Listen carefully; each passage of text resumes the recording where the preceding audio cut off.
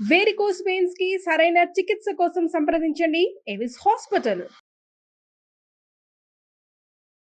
నమస్తే అమ్మా. నమస్తే అమ్మా.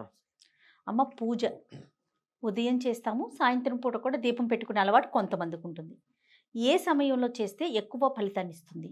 దాంతోపాటుగా ఇంట్లో ఎవరు చేయాలి?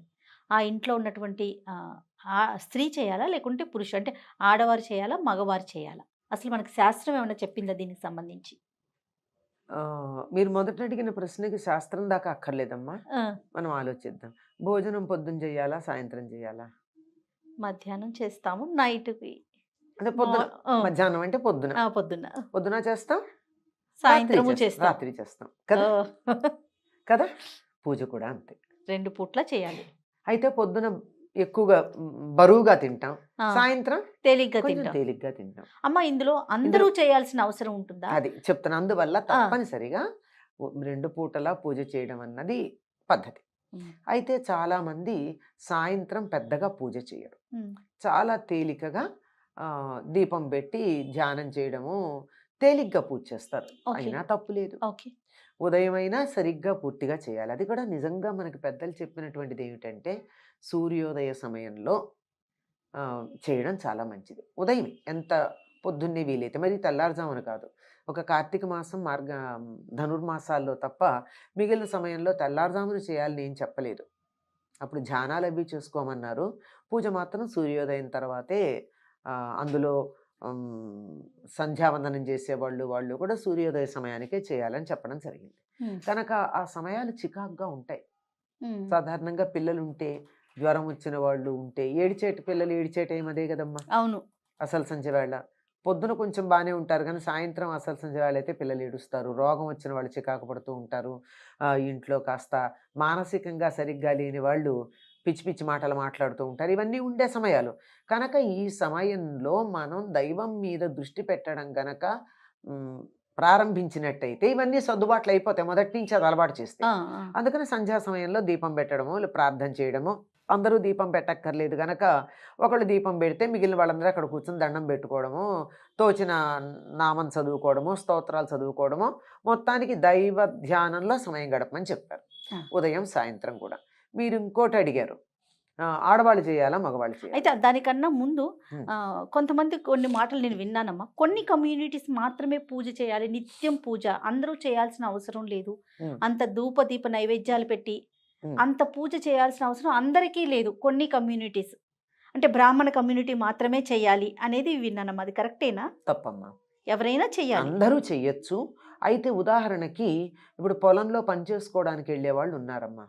పొద్దున ఇప్పుడైతే 10 నుంచి 5 దాకా ఎండలో చేస్తున్నారు, కానీ పూర్వకాలం అయితే తెల్లవారుజామున వెళ్ళి 9-10 కల్లా ఎండ వాళ్ళకి లెక్క, పొద్దెక్కడమే లెక్క. పొద్దెక్కే టైంకి ఇంటికి వచ్చి మళ్ళీ తర్వాత 4కి వెళ్ళి పొద్దుగుకే టైంకి ఇంటికి రావడం, అలా చాలా చల్లబాటు వేళ శరీరం అలసిపోకుండా చక్కగా చేసుకునేవాళ్ళు. అట్లాంటి వాళ్ళని నువ్వు షోడశోపచార పూజ చెయ్యి అంటే కుదరదు గనక వాళ్ళు చెయ్యకపోయినా పర్వాలేదన్నారు, ఖాళీగా ఉన్నప్పుడు చేసుకోవచ్చు. అంతే తప్ప వాళ్ళు చెయ్యకూడదు లేదు. Assumption is different from banning. ఈ రెండింటికి మధ్య ఉన్న డిఫరెన్స్ తెలియక చాలా problems. Exempted is different, banned is different. చెయ్యొద్దు అని ఎక్కడా చెప్పాల, చక్కగా చెయ్యొచ్చు, అందరూ చెయ్యొచ్చు. అసలు కమ్యూనిటీస్ అందరూ చేయాలమ్మా. ఇప్పుడు వీళ్ళు అన్నం తినాలి, వీళ్ళు అన్నం తినకూడదు అని ఎవరి గురించి చెప్తున్నారమ్మా? శరీరానికి ఆహారం ఎంత అవసరమో మానసిక ఆరోగ్యానికి ధ్యానము, పూజ అంత అవసరం. ఎవరికి అక్కర్లేదు? అందరూ చేయొచ్చు. కాకపోతే వాళ్ళు చేసేటటువంటి పనులను బట్టి, వాళ్ళకున్న వృత్తి ధర్మాలను బట్టి వెసులుబాట్లు కలిగించారు, కొన్ని రకాలైనటువంటి సౌకర్యాలు కలిగించారు, కొన్ని రకాలైన ఇబ్బందులు లేకుండా మీరింత మాత్రం చేసినా చాలు అని చెప్పి వాళ్ళకి ఎగ్జంప్షన్ ఇచ్చారు. అంతే తప్ప ఇది వీళ్ళే చేయాలి, ఇది వీళ్ళు చేయకూడదు అన్నది లేదు, నియమం లేదు, ఏమీ లేదు. తప్పనిసరిగా అయితే ఈ చెయ్యగలిగినటువంటి చెయ్యవచ్చని చెప్పిన కమ్యూనిటీస్ అని చెప్పారే, వాళ్ళు కూడా రోజు చేస్తున్నారా అమ్మా?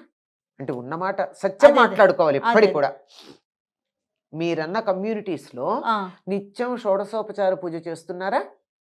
అది ప్రశ్నించుకోవాలి, అది ఈ మాటలు మాట్లాడేవాళ్ళు ఇవన్నీ కూడా ఆలోచించాలి కదా. తొందరపడి మాట అనడం చాలా తేలికమ్మా.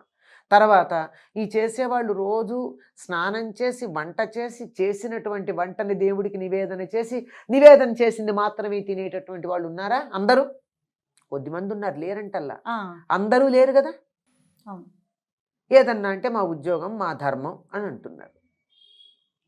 అందువల్ల ఇది సమాజాన్ని విడదీసి ఏదో రకంగా ముక్కలు చేసి ఒకళ్ళ మీద ఒకళ్ళని ఉసిగొల్పడానికి చేసేటటువంటి ప్రయత్నాల్లో భాగం తప్ప ఇది నిజంగా ఎక్కడ లేదు. వీళ్ళు చెయ్యొచ్చు, వీళ్ళు చేయకూడదని లేదు. ఎవరికి వీలైనట్టు వాళ్ళు చేయొచ్చు. ఆ కుమ్మర భీముడు ఉన్నాడే, అన్నమాచార్యులు పూజించినటువంటి అతను దేంతో పూజించాడు? రోజు కుండలు తయారు చేస్తూ ఆ కుండలు చేసిన తర్వాత వచ్చేటటువంటి మట్టి చివరిగా ఉన్నటువంటి దాన్ని ఇట్లా చేతులు నలిపేస్తే చివరి మట్టి కొంత వస్తుంది. ఆ మట్టితో చిన్న చిన్న పువ్వులు చేసి ఈ పూలని ఆయనకి అర్పించాడు. చేసిన పూలని ఆయనకి ప్రత్యక్షమయ్యాడు, ఆయన అవును అనుగ్రహించాడు కదా. అందువల్ల ఎవరికి వీలైనట్టు వాడు చేయమన్నారు, కానీ ఇట్టాగే చేయాలన్న నియమం అయితే వీళ్ళే ఇది చేయాలనేది అదే లేదన్నమాట. అతన్ని మామూలు పూలు దొరికితే వెళ్ళి పూలు తీసుకొచ్చి దేవుడికి పెట్టకూడదని చెప్పలేదే అతనికి. అవన్నీ ఇంట్లో చేసుంటాడు. ఇక్కడ కూడా చేస్తూ ఒక పువ్వు చేసి ఈ పువ్వు కూడా ఇస్తున్నాను అని ఉంటాడు. అంత మాత్రాన ఎవరిని వద్దని చెప్పలేదు, అందరూ చేయొచ్చు. చెయ్యకూడని పరిస్థితులు ఉన్నాయి.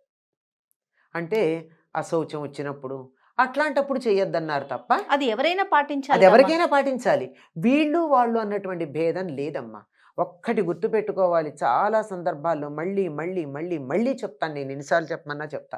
సనాతన ధర్మంలో మనుషుల్ని ఈ రకంగా విభజించిన పద్ధతి లేదు. వారి వారి వృత్తి ధర్మాలు, మానసిక పరిస్థితులు, శారీరక పరిస్థితులు, ఆర్థిక పరిస్థితులు వీటన్నింటినీ కూడా పరిగణనలోకి తీసుకుని ఇది వీరికి ఉపయోగం, ఇది వీరికి ఉపయోగం కాదు అని చెప్తున్నారు. లేదు నేను దాన్ని అధిగమిస్తానంటే ఎవరు కాదనలా. అంతే తప్ప నో వన్ ఈజ్ బ్యాండ్. కొన్ని ఉన్నాయి, వీళ్ళు పనికిరారు అని చెప్పినటువంటి వాళ్ళు కమ్యూనిటీ ప్రకారం లేదు, వాళ్ళు చేసే పనులను బట్టి ఉంది. చేసిన పనులను బట్టి ఉందే తప్ప కమ్యూనిటీ ప్రకారం కాదు. అంచేత ఇట్లాంటిది లేదు, ఈ సోషల్ బ్యానింగ్ అన్నది లేదు. మీరు ఇంకొకటి అడిగింది ప్రధానమైనటువంటిది, ఆడవాళ్ళ మగవాళ్ళ. పూర్వకాలం శుభలేఖలు ఎట్లా ఉండేవమ్మా? శుభలేఖ అంతా రాసిన తర్వాత పైన ఏమనుండే, ఎవరి పేరు మీద ఇచ్చేవారు? ఇంటి పెద్ద ఎవరుంటే వాళ్ళ పేరు మీద ఇచ్చేవారు. శ్రీ అని చెప్పి వాళ్ళ పేరు మీద, శ్రీ సహకుటుంబ వారు కుటుంబ సభ్యులందరూ, అంతే తప్ప మిసెస్ అండ్ మిస్టర్ అని కానీ, మిస్టర్ అండ్ మిసెస్ అని కానీ, XYZ అని కానీ వీళ్ళందరివి ఉండేవి కాదు. కనుక ఎవరు ఇంటికి యజమాని ఎవరు అంటే, ఎవరు యజ్ఞం చేస్తారో అతడు యజమాని. అంటే పూర్వం యజ్ఞం అంటే బ్రహ్మాండంగా జంతువులు తీసుకొచ్చి అంతంత ఆర్భాటం చేయడం కాదు, రోజు ఇంట్లో హోమం చేయడమే. అగ్నికార్యం ప్రతి వాళ్ళు చేసేవాళ్ళు పూర్వం. అలాంటి చేసేటటువంటి చోట ఎవరు చేస్తారో వాళ్ళే చెయ్యాలి ప్రధానంగా అని. కనుక ఇంటికి శుభలేఖ ఇచ్చేటప్పుడు ఒకళ్ళ పేరు మీద ఇచ్చారే, అట్లాగే పూజ ఒకళ్ళు చేస్తే సహకుటుంబానామని చెప్తారు. కనుక ఆయన కుటుంబం అంతా అందులో వచ్చేస్తుంది. కనుక ఇంట్లో ఒక్కరు చేస్తే, ఇంటి యజమాని ఎవరో వాళ్ళు చేస్తే చాలు. ఆ యజమాని అన్న పదంలోనే ఈ ఇంట్లో ఈ అగ్నికార్యం, పూజ ఇత్యాదులన్నీ నేను చేస్తాను అన్నవాడికి యజమాని అని పేరు. ఆయన చేస్తే చాలండి. పూజ నిజానికి మగవాళ్ళే చెయ్యాలి. ఈ కాలంలో ఆడవాళ్ళకి వంటింటితో పాటు పూజ గృహం కూడా ఇచ్చేసి సుఖపడిపోతున్నారు మగవాళ్ళు. కాకపోతే నియమాలు మాత్రం చెప్తారు. ఆడవాళ్ళు తులసి కొయ్యకూడదు, ఆడవాళ్ళు గంట కట్టకూడదు, ఆడవాళ్ళు అది చేయకూడదు, ఆడవాళ్ళు ఇది చేయకూడదు. ఓకే ఒప్పుకుందాం, వాళ్ళు చేయకూడదు. చాలా సంతోషం వాళ్ళని చెయ్యొద్దంటే. మీరు చెయ్యండి, వాళ్ళు మానేస్తారు. ఏమ్మా? అవునమ్మా. వీళ్ళు చేయకపోతే కదా వాళ్ళు చేస్తున్నారు. పూజ నేను చేస్తానని ఆయన కూర్చుంటే గంట ఆయన కొడతాడు. ఎందుకు కొట్టాలి? అదే ఆయన పోబట్టే కదా. లేకపోతే గంట కొట్టడానికి పిలుచుకురావాలా? అదే కదా. మరి ఆడవాళ్ళు ఏం చేయాలి? ఆడవాళ్ళు అమరిస్తే చాలు, పూజకి సంబంధించి అన్ని అమరిస్తే చాలు. వీళ్ళకి ఏదన్నా జపాలు చేసుకోవచ్చు, స్తోత్రాలు చదవచ్చు, అన్ని రకాలు చేసుకోవచ్చు. అదే దీపం ఉంది అక్కడ, ఆ దీపం ఉన్న చోటే అదే అగరొత్తులు ఉన్నాయి, అన్నీ ఉన్నాయి.